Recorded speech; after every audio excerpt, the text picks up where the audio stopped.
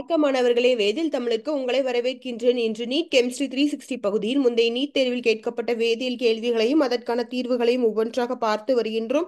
அந்த அடிப்படையில் இன்று ஒரு கேள்வியினை பார்க்க போகின்றோம். வாங்க இன்றைய வீடியோக்குள்ள போகலாம். இக்கேள்வியானது நீட் 2017 கேட்கப்பட்ட கேள்வி. அதன்படி ஃபினைல் மெத்தில் ஈத்தர்களை ஹைட்ரஜன் அயனுடன் வெப்பப்படுத்தும் போது கிடைப்பது, அதாவது கீழே இந்த வினை மூலமா கிடைக்கிற ப்ராடக்ட் என்ன அப்படிங்கிறது 4 ஆப்ஷன் கொடுத்திருக்காங்க. இதுல எது சரியான பதில் அப்படிங்கிறத நம்ம கண்டுபிடிக்கணும். வாங்க முதல்ல தீர்வுக்குள்ள போயிடலாம். இப்போ முதல்ல ஃபினைல் மெத்தில் ஈத்தரோட ஸ்ட்ரக்சர் பார்த்துடலாம். இதுதான் ஃபினைல் மெத்தில் ஈத்தரோட ஸ்ட்ரக்சர். இதோட பொது பெயர் என்ன அப்படின்னு பார்த்தீங்கன்னா அனிசோல். இதோட பொதுவான பெயர்கள் என்ன அப்படின்னு பார்த்தீங்கன்னா மீத்தாக்சி பென்சீன், இன்னொன்று ஃபினைல் மெத்தில் ஈத்தர்கள். வாங்க வினைக்குள்ள பெயர்லாம். கேள்வி என்ன அப்படின்னா ஃபினைல் மெத்தில் ஈத்தரை ஹைட்ரஜனோட வெப்பப்படுத்துறப்ப என்ன ப்ராடக்ட் கிடைக்கிறது தான் கேள்வி. முதல்ல ஃபினைல் மெத்தில் ஈத்தரை எழுதிடலாம்.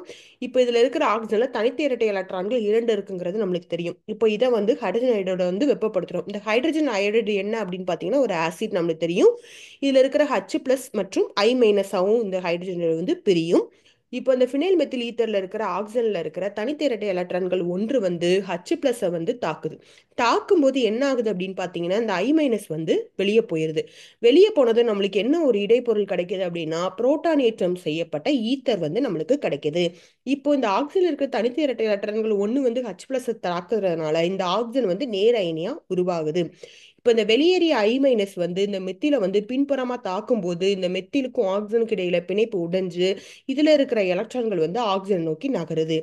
இவ்வாறு நகரும் போது நம்மளுக்கு என்ன விளைபொருள் கிடைக்குது அப்படின்னு பார்த்தீங்கன்னா ஃபீனாலும் அயோடோமீத்தேனும் நம்மளுக்கு கிடைக்குது.